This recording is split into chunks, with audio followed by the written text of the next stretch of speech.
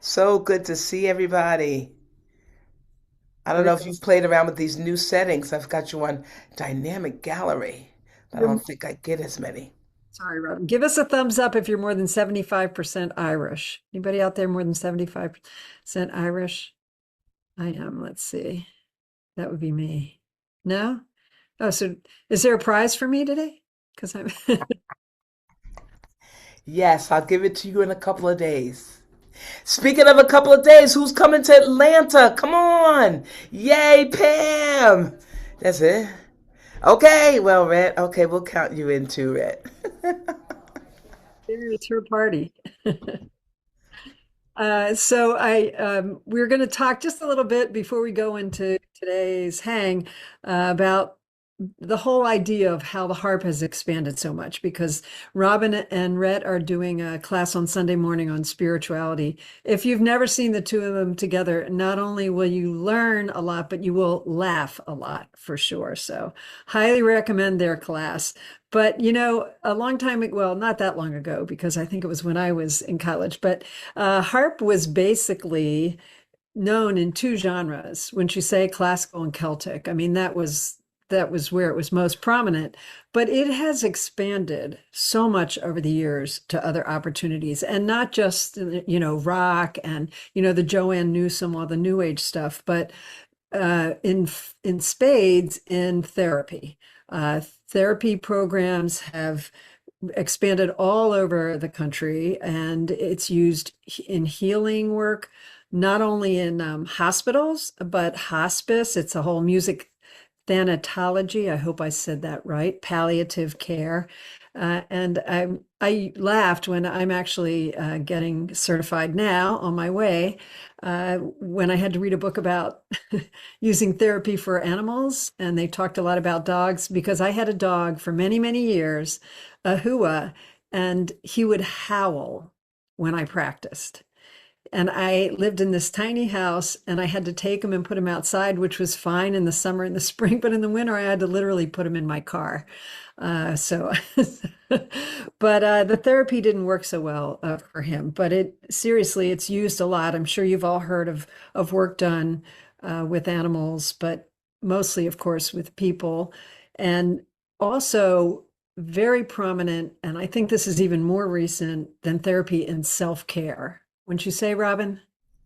Let me tell you something. We didn't realize that what we were learning to do and this instrument that we were learning to play could give so much comfort and peace to so many people, and it's regardless to even what you're playing. And we are finding now that not only are we doing this, but so many opportunities. I don't know if you've heard of sound baths. People are going to places where the room is filled with just sound bowls and blowing on glasses, and of course the harp just supplying all that music in betwixt and between. My friend Miranda Adams, who you've seen on here teaching and working for us, she does a concert, and she does a lot with silence and stillness, where she plays a song and it has people meditate for 2 minutes, another song 3 minutes, and it goes until it's up to 10 minutes of people learning how to sit in silence with just the sounds of the harp reverberating in their ears. And I just want you all to start thinking about that's something that you can offer to people.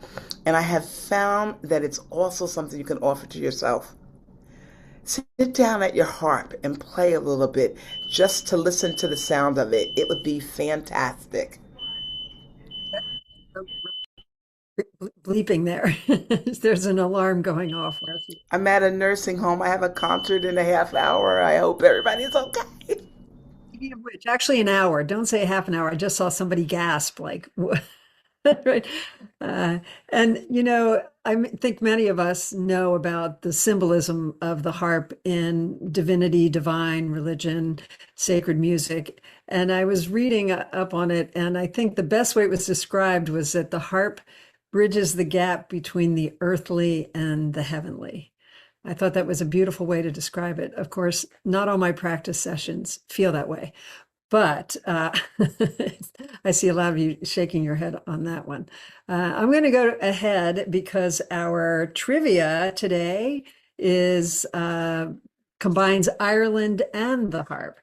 So for those of you that don't know about the trivia, if you have the answer, write it in the chat. This is a two-part question. So here we go. And where did I put that? Here it is. What is the name of one of the most famous harps in Ireland, which is displayed in Trinity College in Dublin? That's the first part. The second part was, who was the first group or organization that used this harp as a trademark? Okay, I'm going to say that again. What is the name of one of Ireland's most famous harp that is displayed in Trinity College in Dublin? And who was the first group or organization that used this harp as a trademark? So I have actually a connection to Trinity College. Those of you coming on late, I won the prize so far for being most Irish.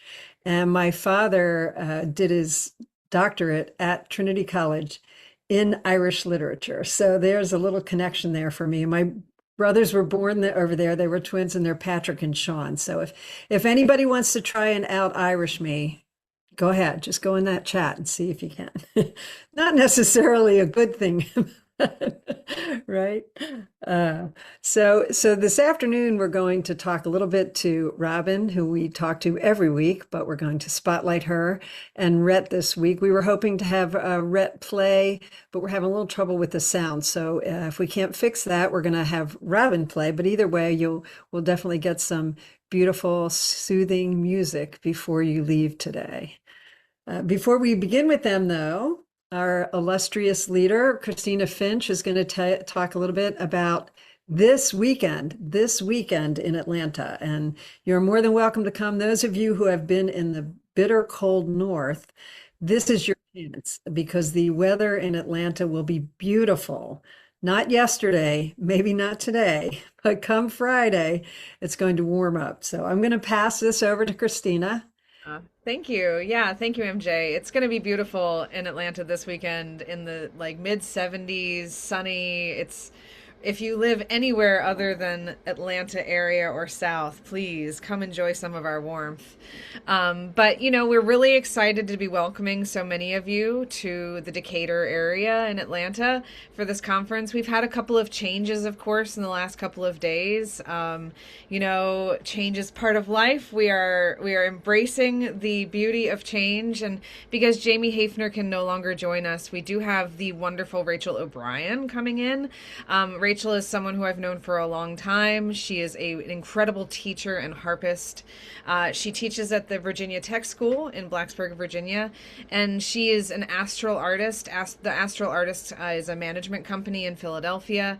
She's just a wonderful person and player, and I think that she's going to bring a lot to the classes that she's teaching, the panels that she's on, and just being around. I think that's one of the best things about these conferences is you get to be around so many people and so many harpists. So in addition to some of the things that Rachel's going to be doing, she's still going to be teaching the pedal harp class that Jamie was going to teach. But we also have, we've got some interviews happening with our manufacturer CEOs. We have the CEO of Line Healy and Salvi coming, Massimo Dolce. And of course, we also have our wonderful friends from Camac coming, Eric Piron and Jacques Francois. So there's going to be some interviews happening during the weekend and opportunities just mingle with some really incredible harpists and people, and we're so excited to spend time with all of you, and I'm excited to get to meet so many of you in person for the first time. So please, if you haven't already registered, we welcome you to come and join us for the weekend. And if you haven't registered and you can't come, that's okay too, because we'll do it again next year up in the DC area. So don't worry, if you can't come this year, there's always another opportunity. The festival, if you want to check that out in the chat. Also, if you have any questions during this presentation about the festival, you can just put them in the chat and we'll definitely have a chance at the end to answer them. So without further ado, I honestly, I know sometimes we say this person needs no introduction, but really, Robbin and Rhett, you all know Robbin and Rhett, so no introduction needed. Take it away, guys. Hello again, hello again. I saw Rhett's mute still on, so I was like, oh, yay, I get to go first. We're really, really excited about presenting this music to you. Both Rhett and I often do many spiritual and I think Rhett's famous "How to Play in Church Without Losing Your Religion" is, known worldwide. But really and truly, it's just letting everyone get a sense of the type of music that is being played. It's changing so much. And one of the parts, that I want to talk about is what music, with all the different changes, both in the churches and in the way it's presented, because so much of it is streamed now. So much of it is online. We have to behave and perform very differently than we used to because it is both in both places. And what music can go through so many denominations? You know me, I'm that girl. I just want to learn three songs. That's it. So, what three songs can work for all those? So, that's kind of some of the stuff I want to talk about. What about you, Rhett? Well, you have raised some very interesting questions. And I think about a lot of the times I think about why I do what I do. And I'm in a kind of a unique position because I'm actually the director of music at a church and have been for a long time. That's sort of, I would say, my day job. It's actually my weekend job. So I juggle a lot of different things. But part of what I want to talk about at the workshop on Sunday in Atlanta is kind of trying to, I think we all need to ask ourselves a lot of times, what is our purpose in playing the harp? And especially if we're playing in sacred situations, I have the luxury of being able to pretty much play every Sunday, and I do in my church. I'm like, I'm going to play the harp whether you like it or not. And this is what you're getting every week, a steady diet of harp, and they just absolutely love it. And I know that not everybody's in that kind of situation. One of the other things I think about is Robin's talking about changing times, and this is, oh my gosh, so many things have changed in the church, in the world. I mean, things are changing hourly in the world right now. And, sometimes I throw my hands up and I think, well, what can I do? But back to what MJ said at the beginning about using, having a spiritual connection with what you do with the harp.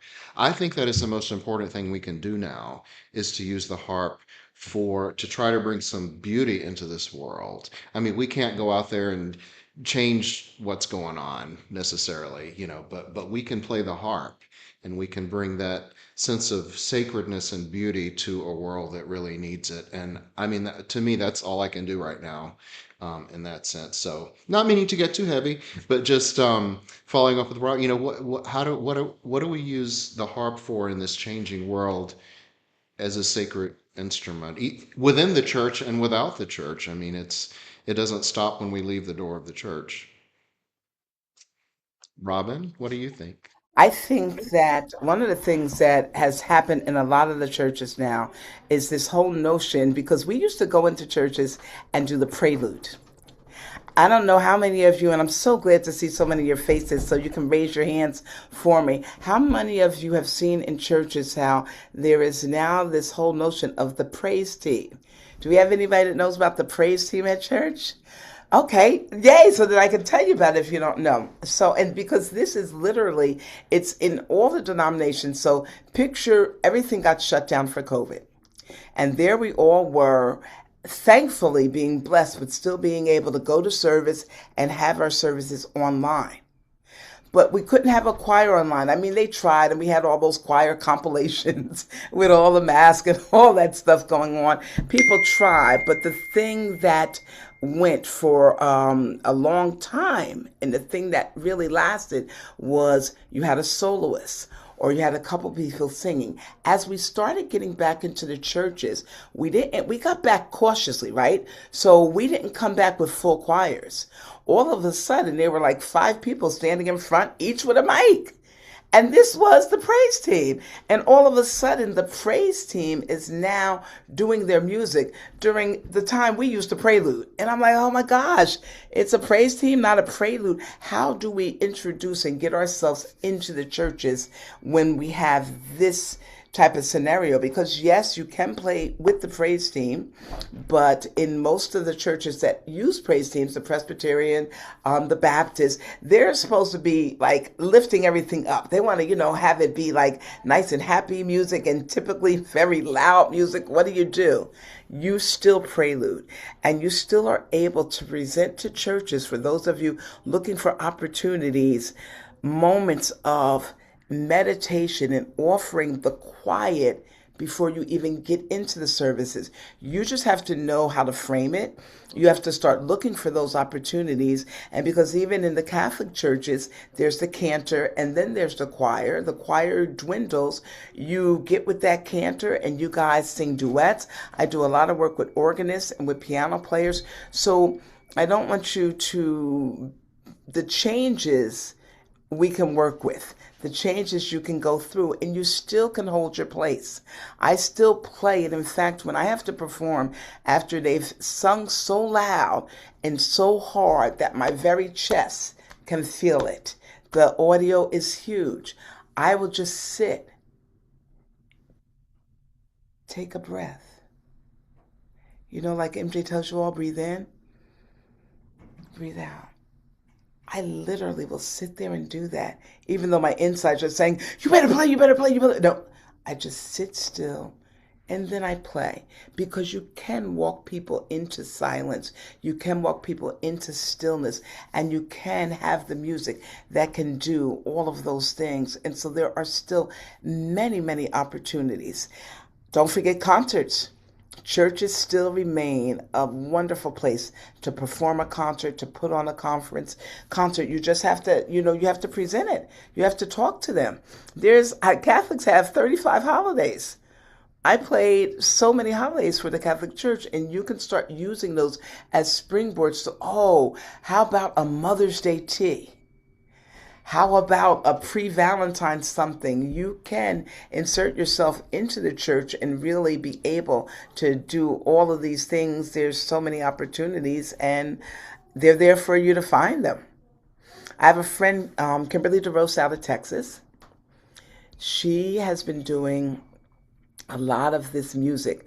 She's playing with instruments I've never even heard of, with all these sound baths. And just recently, she has played a couple times for a sold out venue. They're playing in planetariums.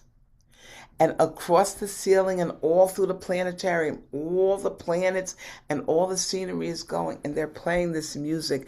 It was one of the most beautiful things I have ever seen. And a lot of times she's playing music she's played all her life. She's starting to improvise and develop different music now, but it really does allow you to say, wow, this music still exists. These opportunities still exist for this music that becomes that spiritual thing. Rhett's down there with Angie Bemis, who does a lot of hospital work. Rhett, do you ever go in the hospitals? It's funny you say, oh, not funny, humorous, but interesting you say that, Robin. Yeah, if anybody can make hospice work funny, it's me, I guess. Um, the reason I find that interesting, I used to play in hospices a lot, and that's actually how I came back to playing the harp. I don't want to give away my age, but let's just say maybe 20 plus years ago. I was a professional French horn player for a number of years, an organist, and but I had studied harp in college with Mary Roman at Florida State, who's an incredible teacher. And in the late 90s, I thought, I really feel like this kind of calling to go play in hospices. And I had no repertoire. I mean, I didn't know what I was doing back then. And this is before the internet. You couldn't just download music. So I started making simple arrangements, and this is how a lot of my arrangements came to be. I didn't consider myself an arranger really, but I wrote music that I could play myself at the hospice, so it had to be very easy, like one finger each hand to start. So that's how I got started, and I found it was a real calling and a ministry really, and that has informed, those were my initial experiences playing the harp in public and playing for other people and seeing the healing properties. And the reason I was saying this is funny, you should mention this, because I was on a retreat. I haven't played in a hospice or a hospital, or hadn't played for a long time, just because I'm just busy. And I know so many people who are doing it, and I felt like, well, maybe my my calling is to write music that people can use since I can't go out so much now. Um, but a friend of mine was in the hospital in 20, well, 2 years ago, last year, and in intensive care, and I took the harp up there, or borrowed somebody's harp, actually, a small harp, to take up to play. And I just thought, oh my gosh, I have got to start doing this again. And it turned out that there were several of my colleagues who may be on here, I'm not sure. Janie and who was the other one? Who were there at the hospital. They had been they play regularly at the Emory Hospital in Atlanta. So I felt this nudge. I thought, okay, here we go. So Saturday, I was on a retreat from a required retreat from my church leadership, and I was kind of dreading it, but it turned out to be wonderful. And the woman I sat next to, we were just chit-chatting and about our background. And I said, well, when I first started, the harp, I told what I just told you all about playing in hospice. And she looked at me with these eyes. And I had never talked to this woman before, even though I'm new to my church, so I didn't know her. And she looked at me and she goes, do you know that I founded the hospice here at the LaGrange Hospital 40 years ago? And I said, no, you're kidding. She goes, oh, yes. She goes, I still work there. She goes, I would love for you to come and play. And I had been thinking about this in the back of my head. And I thought, well, this is one of those divine appointments. And so I'm going to start playing at the hospice here. I live in LaGrange, Georgia now, which is south of Atlanta. So I'm going to start up again. And I think this was one of those nudges. It wasn't an accident. So that's where I'm going, and I'm kind of, I shouldn't say excited but I'm grateful to be able to do this. I was also in the hospital a good part of last year with some serious illness, and I thought, it would be so nice if somebody would come and play the harp while I'm here in the hospital. Um, and I thought, well, I need to get out of this bed and go do it myself. So, and Angie Bemis, who will be at the festival this weekend, was a huge inspiration for me when I first moved to Atlanta some years ago. I won't give either of our ages away again, but Angie is like the mother superior of playing harp therapy, and she has done so much wonderful work in that area. And her classes at the festival this weekend will be great, I'm sure. So, and we're good friends and colleagues. So that's kind of my answer, a long-winded answer to your question, Robin. Rhett, can I interrupt for just a second? Can you hear me? Sure. Yeah, yeah, yeah. Thinking of a couple things. First of all, I think everybody here would feel intimidated playing for you. So maybe that's why nobody showed up. But while we're talking, I just want to mention that there is so much music that is very accessible. And when I say accessible, I mean to just about every level for this kind of work. I promise it'll happen soon. I'm going to finish my Harps for Healing course. And the hardest part for me as a classical musician was I kept making everything harder than it needed to be. And, keep it simple, stupid is definitely, yes, the way to go. I see many of you shaking your head, and I'm sure many of you have done courses or have been involved with therapy music. And, of course, Rhett is a great wealth of information or music for this. He's got so many books out, but it's a place where you leave your ego behind. And for those of us that are classically trained, at least for me, speaking for myself, that's been one of the hardest parts. I need to do it right. It needs to sound impressive. And that is not what this work is. If we're talking specifically about therapy work right now, that is not what this work is about.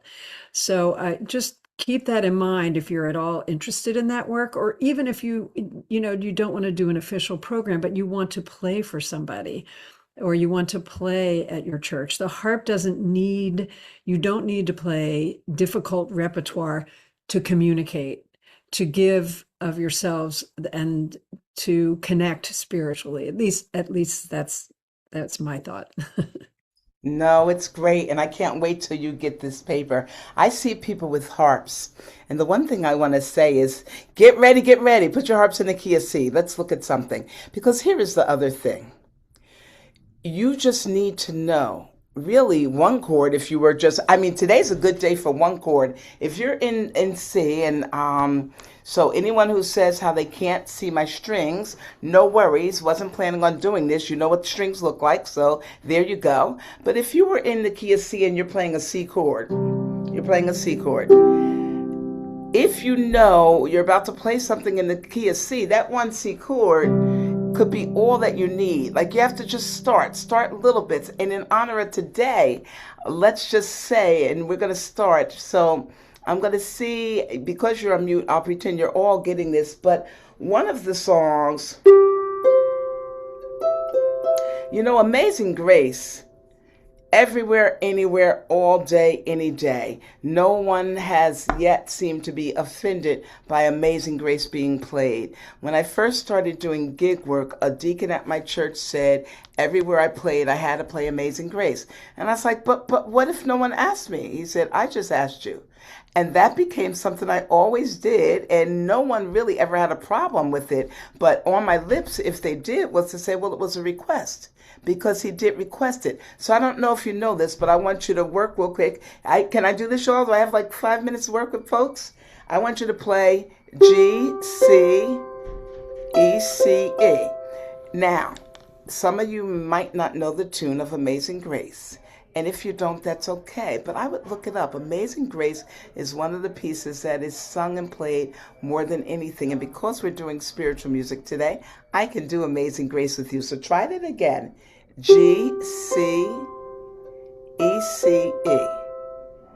And look, I know you all have got that. Now, here's the thing I love. If you put your thumb on the D, second finger on C, A, G, D, C, A, G, D, C, A, G. That's it. You don't even have to look at your strings. Do it again. D, C, A, G. It's the beginning phrase of Amazing Grace. Watch again. G, C, E, C, E, D, C, A, G. So that's your opening. And so watch, this is for today. If I didn't even know the chord, you could literally stay on the C and G. We could do a nice little Irish drone. You see that right there?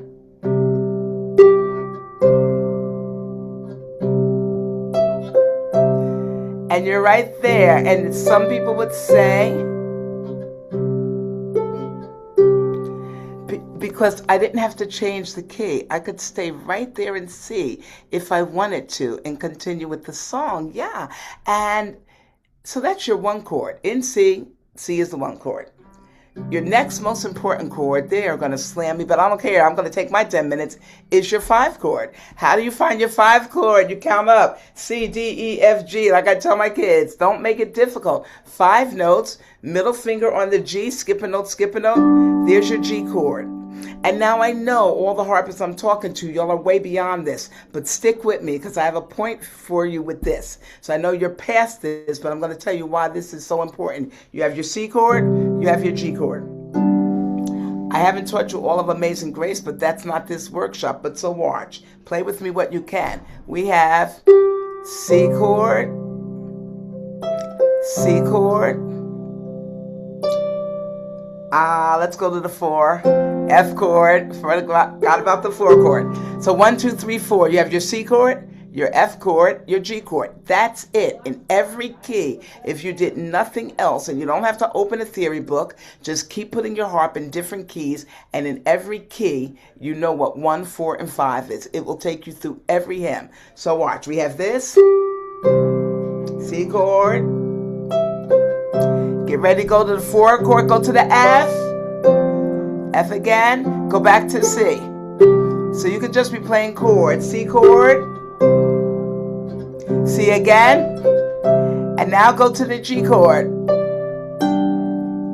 Those are the whole chords for the whole song. My point in that is that if you know your 3 chords, and even the 2, because if you're going to drop one, let it be the 4. You can play through any of the hymns.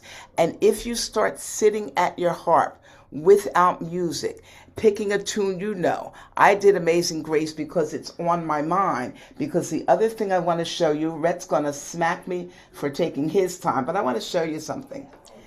Get a hymn, get a tune. I'm going to tell you Amazing Grace and put it in your head. It's St. Patrick's Day. So if it's okay, I want to show you something that I just recently did and that I just recently played. It's an arrangement from Karen Kappas. I'm not going to play all of it. Can I get a thumbs up from my bosses? Is this okay? Because you're like, Robbin, what are you? Okay, we're okay. I got a thumb up from my real boss. Haha, MJ, it's not you anymore. So check it out. This is what happened. I was playing this.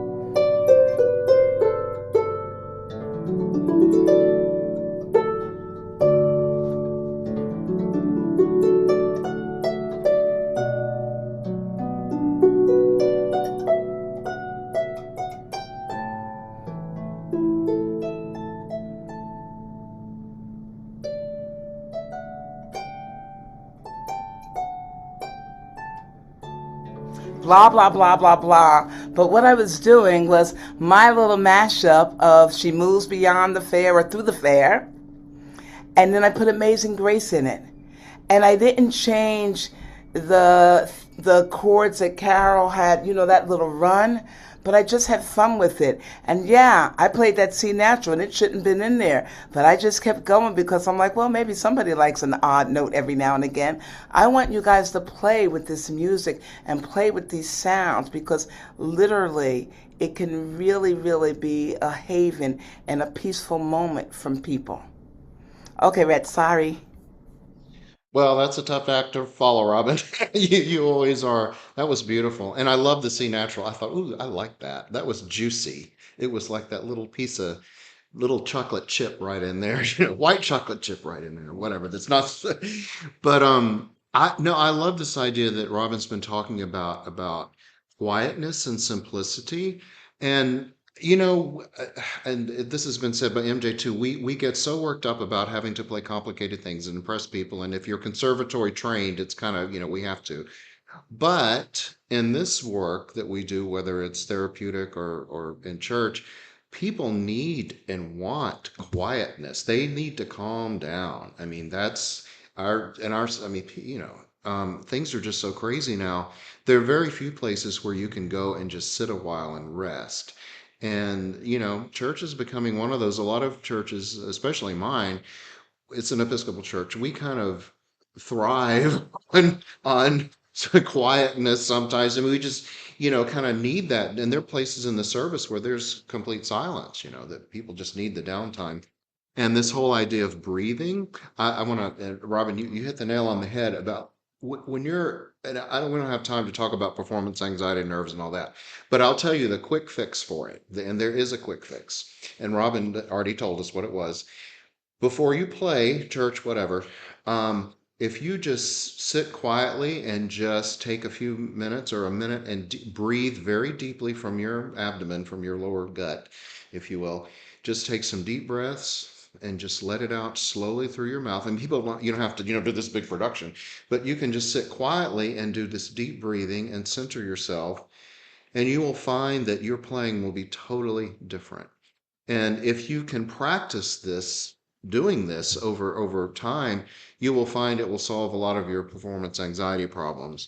Also, nerve pills will assist too if you need them. Right. You did a class, you did a hang on that years and years ago. Yeah, yeah. To do that again because I don't know about the rest of you, but I like refresher courses constantly. Yeah, yeah, and I'll talk about that probably some more on Sunday at the conference. But it is so crucial. So many of my students have. I mean, I still have this issue. I mean, I thought I was kind of over my nerve situation, and I got hit in the face the other day with something because I really wasn't prepared. I had not really learned the music well, was part of the problem.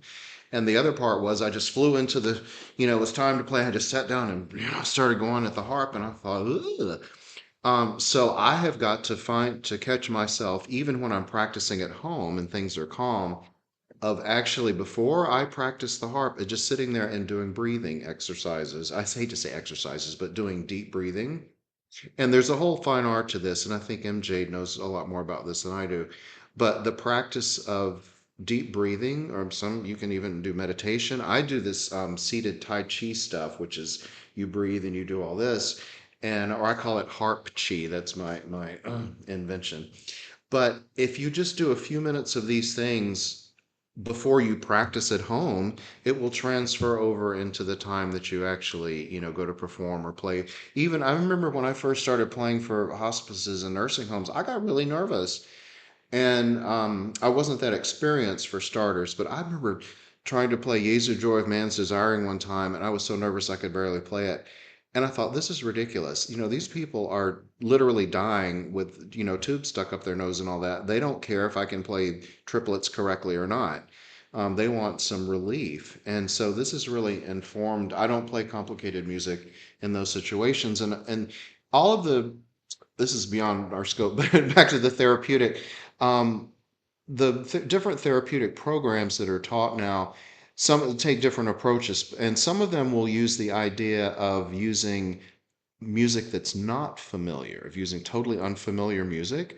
Um, and they're pros and cons, so I'm not going to give any endorsement. But I just wanted to mention this that one of the programs actually promotes the use of Gregorian chant because it is largely, most people don't know the top 10, tunes off the top of their head. And it is, if it's done well, and it's very simple, but it sounds so beautiful on the harp. And there's a historical precedent for that. If you want to come to one of my other workshops and take that class on Gregorian chant and the harp, I'll be happy to share that. But it brings a very calming and healing element. So there's all kinds of repertoire that you can use for therapy or sacred music. I mean, you don't, and like Robbin, you don't have to play what's written on the printed page unless you're paper trained like I am. But you can improvise with people. The strings of the harp themselves are healing because of the vibrations. The term ultrasound, they use it for actual, they put stuff on you and all that because it's sound waves that are going in your body. And the harp, unlike other instruments, I mean, the oboe can't do this. The harp has, these sound waves that literally go through your body and can bring about healing properties. And that's a whole other area of study, which I'm not that adept at, but that's one of the unique characteristics of the harp. So what I'm saying is it doesn't have to be complicated. Just playing simple chords because of the resonance of the harp is going to get those sound waves, those healing, calming sound waves out there. And I think it's really important what you said about the key to the breathing and the relaxation is to practice it at home because we don't think about that. We're not nervous at home. And honestly, I remember your part of your class before, and I started to try to do it, but I literally wait until I was at a performance, and it's not nearly as effective. You have to learn how to quiet yourself even when you're quiet, so that when you get in the situation where your heart is racing, you have experience with the breathing. And Rhett, I'm wondering if we should take a vote, if we should have a harp hang on Harp Chi. I like that idea. Yeah, I see a lot of heads shaking.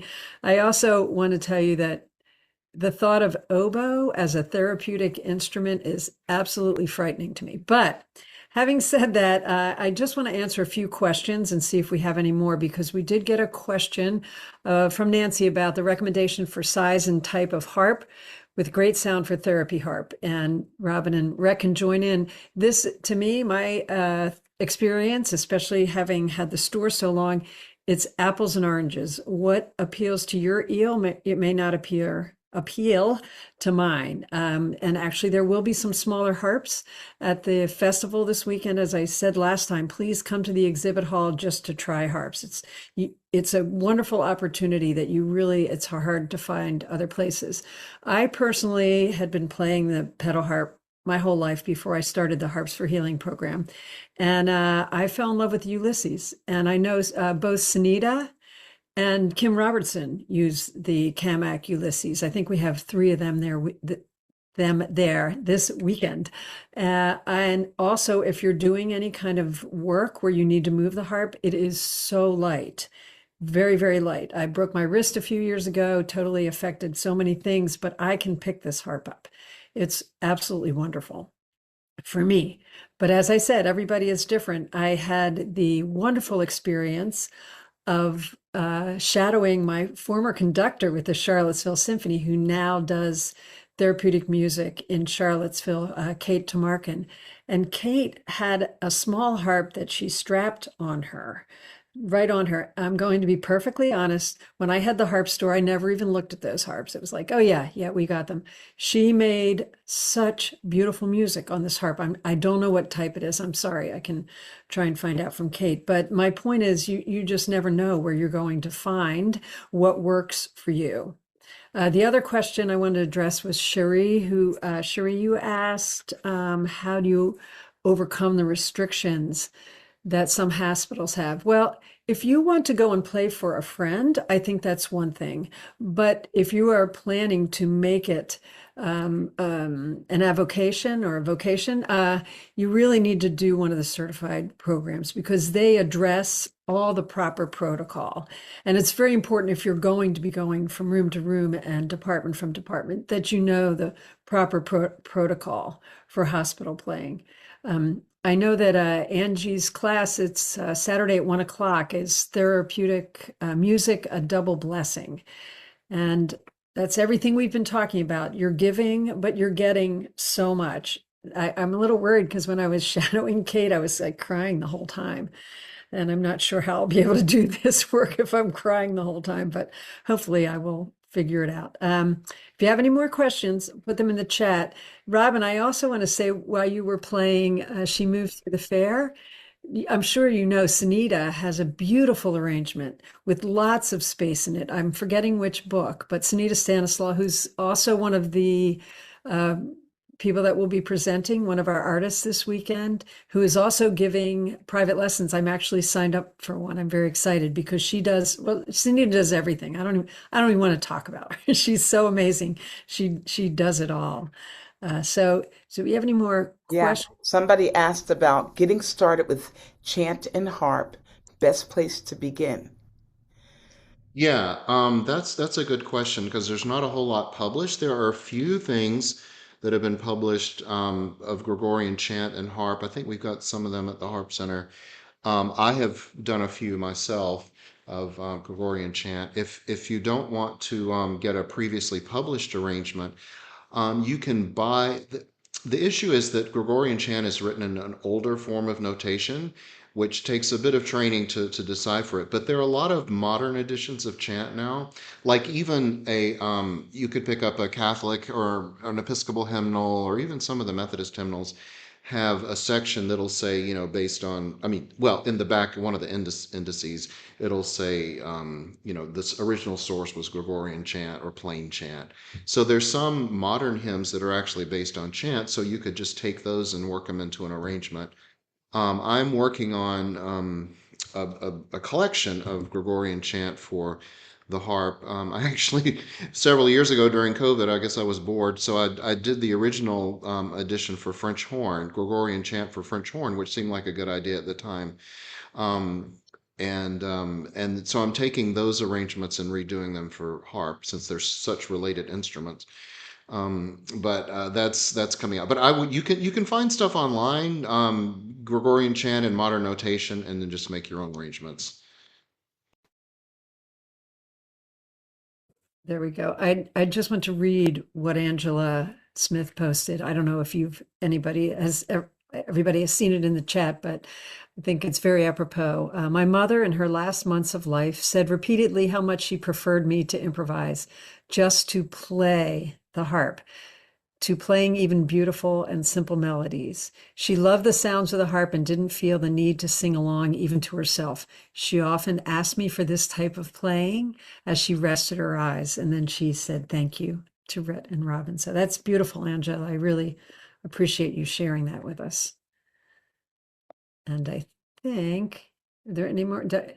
Where and when is it offered? So Karen, and I want to double check this with Christina, it's 1 p.m. on Saturday. There are day passes that are available and a lot of other things going on that day. You can click on the link and check it out. But Angie is definitely one of the forerunners to all this. Like, how many books does she have? I can't even count.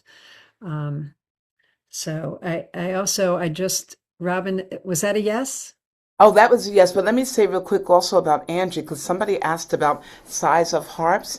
Angie has a harp that it's not one that you carry on your body, but she has this little contraption, and maybe it's a 32 string. She pushes it. So when you're thinking about doing this music, and yes, we do have the small harps, but you don't have to limit yourself and say, oh, I can't carry that, I can't this. She literally pushes the harp through her spaces. So be open to anything and come to Atlanta so you can ask her about it. And yes, MJ, yes. Can I dovetail on that I'm just a little bit? I'm sorry, can I dovetail on that about picking out the harps because I'm a harp addict, and my part-time job is trading harps. I've used a lot of different ones in my playing, and I this last encounter with the hospital last year. Obviously, you want it to be portable and lightweight, but you have to be careful not to sacrifice resonance because some of the smaller harps have thinner soundboard. Well, obviously, less wood or less body vibration, and you want to have enough strings so that you're really going to get a nice resonant sound. Because if the harp kind of sits there and it's kind of dead, it's not going to be as effective. I ended up borrowing from David Ron, who's at the Atlanta Harp Center, who you'll meet this weekend if you come. Actually, his harpsichle, which we sell at the Harp Center, but his was the special edition harpsichle. And a lot of people think of them as just like little beginner student harps. This one was surprisingly good, and we'd be happy to order one for you. But it had a very resonant sound to it. I mean, I was surprised, and I got quite fond of it. And so that worked, even though it's a pretty small harp. But resonance and sound are important, portability, and of course, what you can afford. The Ulysses is a fabulous instrument for this because it has all of that. It's got range, it's got resonance. I mean, it's a little pricey, but it's worth it. And you can pick it up with one finger, literally. And it comes in many colors. Always important. They even make it in green for those of you that are almost as Irish as I am.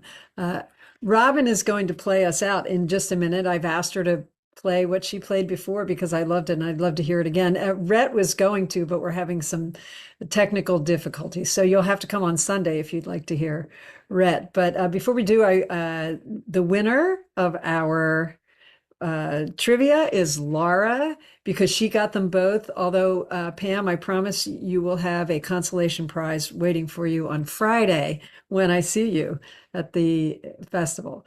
But she got both. The first answer was the first question was the harp is the national. Oh, no, that's the wrong question. Sorry, I have all these pages here. What is the name of Ireland's most famous harp that's displayed in Trinity College? And that is Brian Boru's harp.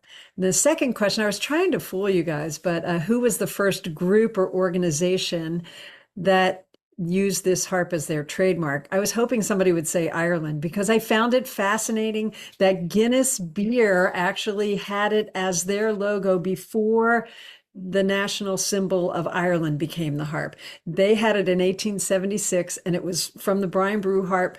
And Ireland, because Guinness had trademarked it, had to literally flip it to make it their symbol. They had to flip it the other way. So that's just some harp trivia you can impress your friends with on this St. Patty's Day. There's another thing you can impress your friends with. Those of you that are Saturday Night Live fans, there's a really fun, yes, Robin's laughing because I sent it to her. There's a little fun skit. What's it called? She's an Irish Dancer. That was on this last Saturday. Just look it up. It'll really get you smiling for sure. So thank you, Robbin and Rhett, so much. Two of our staples and two staple people in my life. And Robbin, I asked her permission, and she gave me permission to let you know that this past last week, Robbin's father passed, and Robbin was playing for him when he passed. And what a gift for those of you who knew Dallas. Anybody who was at the conference, was that just last year? Robbin was playing the concert on Saturday night, and we had trouble starting the concert because her father, Dallas, was walking through the aisles, stopping absolutely everybody. Ken, were you there? I see you laughing, on either side, and talking about how his daughter was the harpist that was playing that night. He was so proud of her. His little girl, I think he said. So I just thank you for letting me share that, Robbin. I know that was really special to both of you. So whatever you want to play for a couple minutes, we will sit in silence and take your vibes in. It's so funny. You've thrown me now because I had something else I was going to play. But you know what? This thing that we've talked about, I think it's important you've got to sit down at your harp and just play. And it's something I've never done. I've always been, as Rhett said, paper trained. And I just, Daddy couldn't stop. He was so loud. I was trying to play over him. And so I was playing, and I was playing really loud. And he started getting quieter. And y'all, I thought I was like David in the Bible. I was like, look at me, I'm calming my daddy down. Then it got real quiet, but there you go. He went right on out. He gave me a silent ovation. And so happy St. Patty's Day to you all. And I'll play until they cut me off. I just turned the sound off.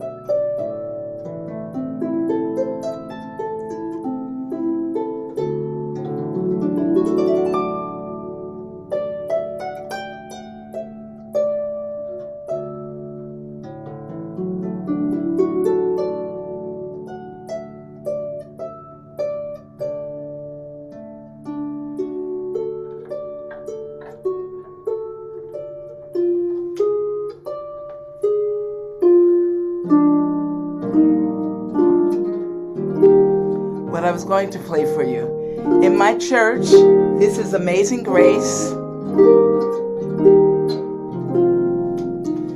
I played this in Ireland in front of 1,000 nuns, and they all started humming and singing, so I wasn't afraid anymore to be the little black girl in Ireland playing their song.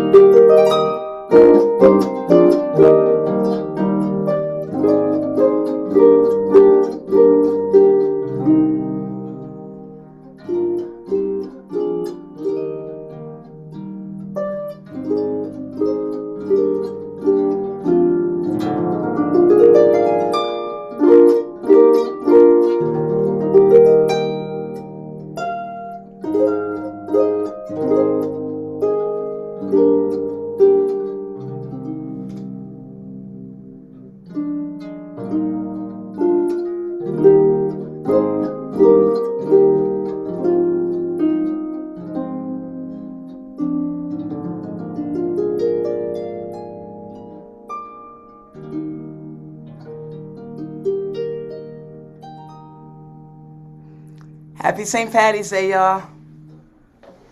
Much love.